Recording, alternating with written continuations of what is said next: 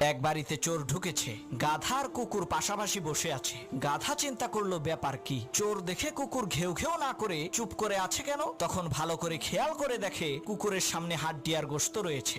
গাধার তো বুঝতে আর বাকি রইল না যে কুকুর চোরের কাছ থেকে ঘুষ খেয়ে চুপ হয়ে আছে, সে আর চোর ধরবে না। তখন গাধা কোনো উপায় না দেখে বাড়ির মালিককে ঘুম থেকে জাগানোর জন্য চিৎকার করা শুরু করলো। গাধার বিরক্তিকর চিৎকার শুনে বাড়ির মালিক ঘর থেকে বের হয়ে দেখে কুকুর আরামে ঘুমিয়ে আছে আর গাধা লাফাচ্ছে। মালিক রাগান্বিত হয়ে একটা লাঠি দিয়ে গাধার পিঠের উপরে কষিয়ে দুইটা বাড়ি মারলো। তখন গাধা মনে মনে চিন্তা করলো, পাহারাদাররা যখন ঘুষ খেয়ে চোর ধরা বন্ধ করে দেয়, তাদের দায়িত্বকে ভুলে যায়, তখন অন্য কেউ যদি চিৎকার করে মালিকের ঘুম ভাঙাতে চায়, তার অবশ্যই পিটুনি খেতে হবে, জেল জুলুমের শিকার হতে হবে।